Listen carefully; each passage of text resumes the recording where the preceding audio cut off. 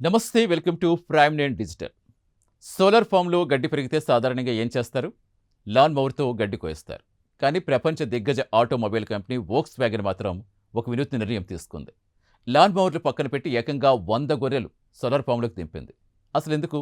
ఈ ప్రయోగం వెనుకున్న ఆలోచన ఏంటి? వివరాలు చూద్దాం. పోలాండ్లో వోక్స్ వ్యాగన్కి చెందిన భారీ సోలార్ పవర్ ప్లాంట్లో 31,000కు పైగా సోలార్ ప్యానెల్స్ ఉన్నాయి. ఈ ప్లాంట్ వోక్స్ వ్యాగన్ తయారీ కేంద్రానికి విద్యుత్ సరఫరా చేస్తుంది. ఇంత పెద్ద సోలార్ ఫామ్లో ప్యానెల్స్ మధ్య గడ్డి పెరగడం సహజం. ఇప్పటి వరకు గ్యాస్తో పనిచేసే లాన్ మోవర్లతో గడ్డి తొలగించేవారు. కానీ ఇప్పుడు ఆ పని కోసం ప్రకృతిని ఉపయోగిస్తోంది వోక్స్ వ్యాగన్. 100 గొర్రెలు అక్కడ మేత కుదిరేసింది.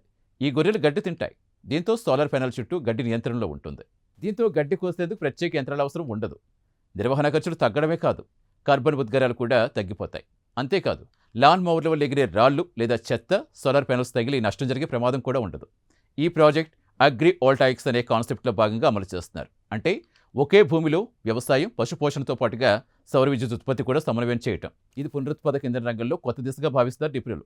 ఇంకా ఆసక్తికర విషయం ఏంటంటే, ఈ ప్రాజెక్ట్ కేవలం గడ్డి తొలగించేందుకే కాదు. పోలాండ్లో యూనివర్సిటీ ఆఫ్ లైఫ్ సైన్సెస్ పరిశోధకులతో కలిసి ఈ సోలార్ ఫామ్లో గొర్రెల ఆరోగ్యం ఎలా ఉంది, సోలార్ ప్యానెల్స్ నీడ వల్ల వాటికి వేడి ఒత్తిడి తగ్గుతుందా, నేల నాణ్యత ఎలా మారుతుంది, వృక్ష సంపద, కీటకాలు, స్థానిక జీవ వైవిధ్యంపై ఎలాంటి ఎఫెక్ట్ పడుతుంది అనే అంశాలపై కూడా పరిశోధనలు సాగుతున్నాయి.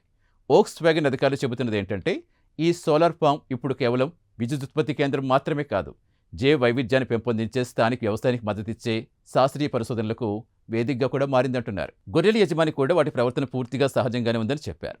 చిన్న చిన్న గుంపులుగా విడిపోయి ప్రశాంతంగా మేత మేస్తున్నాయని, అంటే ఈ కొత్త వాతావరణానికి అవి పూర్తిగా అలవాటు పడ్డాయని వివరించారు.